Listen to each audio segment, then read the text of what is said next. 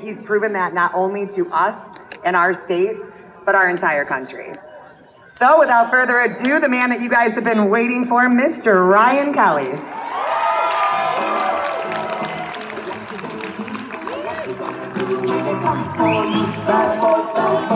What you gonna do? What you gonna do when they come for you? Bad boys, bad boys. What you gonna do? What you gonna do when they come for you? Bad boys, bad boys. What you gonna do? What you gonna do when they come for you? They're gonna get out of our way so we can take our state and our country back. You guys ready to make Gretchen Whitmer a one-term governor? Yeah. We're gone. We know that nominee Kelley equals one-term Whitmer. We can't allow these globalists to push their agenda on August 2nd, which is why we're here today. It's been an incredible journey. You know, I think back to April 30th, 2020. Yep, I was there. Standing right here on the steps of the Capitol, right here. And we were saying no to the lockdowns. We were here to encourage the Senate to vote no on extending the governor's state of emergency declaration. I remember that day. I was here. Very early on, many of us saw the warning signs of an overreaching authoritarian government than what we've seen play out over these last couple of years. But it was here on April 30th, 2020, that many of us said, no, we're not going to play that game, and we are still here fighting the good fight, and we're about to win this August 2nd. And we're going to go on and win in November. You know what? We're on God's side, first and foremost, number one. Amen. And number two, there's a lot more of us that are fed up with the way that this government's direction is going with our country. And just like many of the other speakers have shared here today, we are activating and engaging America First conservatives all over our state and all over our country to make sure that it is our message that prevails and not the globalist agenda. Being very clear, I am against globalism and all about American constitutional sovereignty.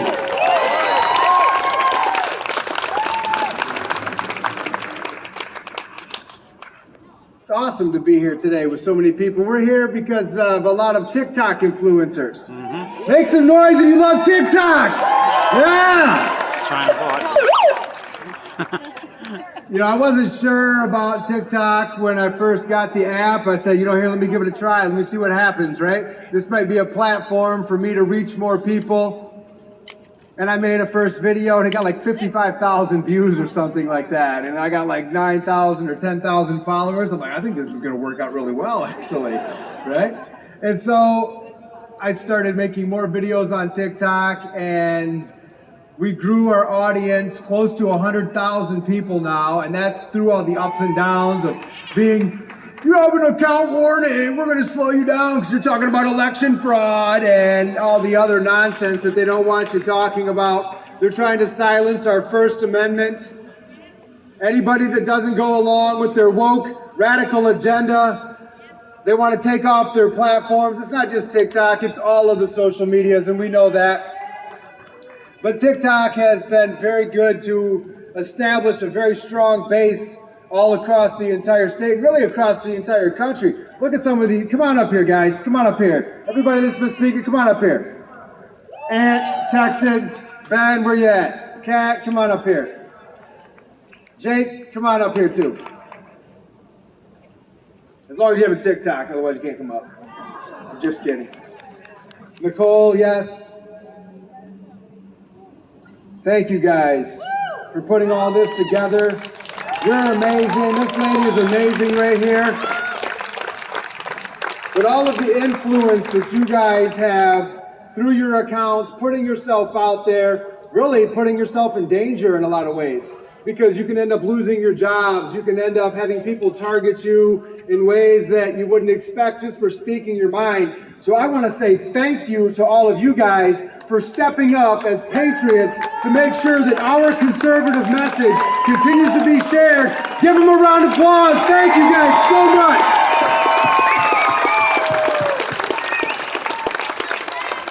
You guys rock. Thank you. Yes. TikTok rocks. That's right. It does. And is Nico wearing the TikTok rocks shirt? She's not. All right. My daughter, we got a TikTok, Ryan Kelley Rocks TikTok shirts that we made. And she has been wearing it every single day since how long ago was it, Tam? Months ago, right? Every single day she said, I'm not going to wash it till Dad wins the primary. So you don't want to smell the shirt, but just know that it's a good luck charm there coming from my daughter. But so many other people have wore the Ryan Kelley Rocks TikTok shirts, and you know, we've established so many strong connections, and people say to me, they're like, you know, Ryan, you don't have the money. You don't have the money that you need in order to win this, right? So they counted me out. I'm one of the most underrated candidates in this race. And I said, that's fine. You know, they told me, unless I have $5 million, don't even give it a try. I said, well, I got God on my side, number one. Amen. Amen. Number two, I'm a really hard worker, right? Been doing 10 to 18-hour days for the last 18 months. And the TikTok and the social media, they said, look, you know, you can't reach people without having all the money. And you know what? With TikTok, I got to engage with people. If you ever got a response to a comment from TikTok, I did it on this phone. Well, not my old phone. The FBI took my older phone. But this one, too, I responded to comments on this phone. That was me. I posted every video. I responded to every comment. I liked every comment because I want to engage with the people. And that they underestimate that. They underestimate what we can do with authenticity, a strong message, and not being bought and paid for by the special interest groups. And we're winning, guys. We're winning. It's exciting. It's very exciting. You know, we could sit up here and talk about policy and all that other stuff, but I think a lot of you know where I stand. Most importantly, you all know that I'm a fighter. And that's what we need, because America is land of the free, home of the brave, because of big, bold, courageous people that stood up to fight for our country and fight for our Constitution at a time where America needed strong leaders. That's us. That's us. That's the people that just joined me up on stage here a minute ago. That's people like Kevin Skinner. Where you at, Kevin? You guys know Kevin Skinner, right? He's going to get up here in a minute and say a few things. It's people like Jamie Swafford, my lieutenant governor choice, that was very vocal all throughout 2020. Very vocal with the Stop the Steal rallies. Was anybody here at the steps of the Capitol for the Stop the Steal rallies? Oh, yeah. Yep. Yeah, I was in Washington, D.C. on January 6th as well. Yeah, anybody else in Washington, D.C. on January 6th? They want to make us all out to be terrible people. They want to make us out to be insurrectionists. I was with Matt DePerno the other day at an event, and we took a picture together, and he posted it on Twitter. He's like, I'm at an event with Ryan Kelley enjoying the evening. Dana Nessel, the radical extremist Dana Nessel. She retweets it, and she says, nothing to see here, just a couple of seditionist insurrectionists. Is that an upgrade? Is that a down? I don't know what that is. Is that an endorsement, Dana, or is that just what you're doing to our state? Giving a little bit of projection there, right? But they're trying to silence all of us that want to speak out against their woke, radical leftist agenda. I've been on the steps of the Capitol here, pushing back against their woke agenda for years now. We have no intention of slowing down anytime soon. The next time I'll be on the steps of well, maybe not the next time, but one of the times coming up soon will probably be for my inauguration speech when they say, you now are Governor Kelley. You guys ready for that? Yes. That's exciting. That's exciting. But first of all, we have to show up in really big numbers on August 2nd. Because they know that they want to have a predetermined outcome. And we saw some election results that were leaked, right? Oops, sorry about that. We were just testing our system. Yeah, right. Okay, yeah, we've seen testing the system, right? They want to have a predetermined outcome. And what they want to do is they want to create FUD. fear, uncertainty, and doubt in the mind of Americans, in the mind of Michigan voters, in the mind of anybody that wants to step up and fight against their radical regime. Do not allow them to create fear, uncertainty, and doubt in your mind. Get out there and vote on August 2nd. Continue to make your voices heard. Continue to be the voice of freedom that our country needs to make sure that we preserve freedom for the next generation. Ronald Reagan said that freedom is only one generation away from being extinct. We are seeing what's happening right now in our country as a perfect example of that if we do not stand up and fight against what's going on in our country, that freedom will become extinct. My wife in the back there, my 6 children, 5 of them are with us today. I will not stand by on the sidelines and allow the leftist and the global Republican elitist to make our country turn into something it was not designed to be. You've seen the fight in me, and you will see the fight continue in me, because America is a country worth fighting for. Our children are worth fighting for.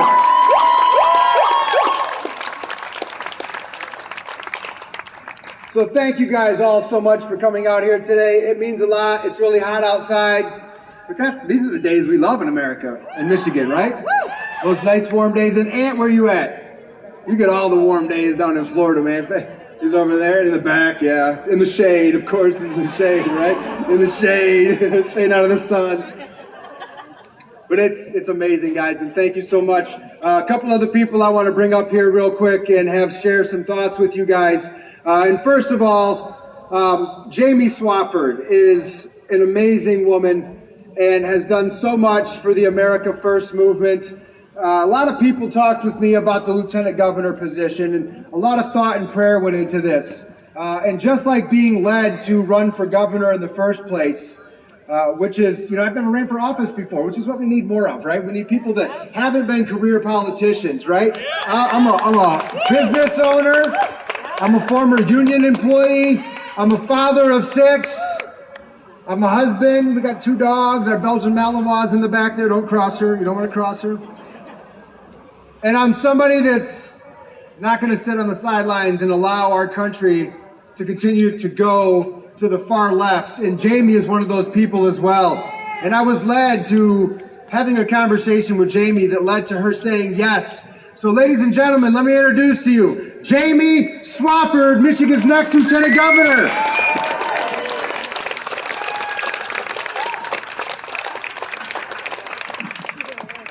So my name is Jamie Swafford. Let's see, where can I start? It's been a very busy several years. I'll start in 2019. So I realized the significance of elections have consequences in 2019. So me and my husband, I'm a former deputy sheriff, and so was my husband. He actually retired. And that's how we met. I usually tell everyone we met in the jail, because it's true.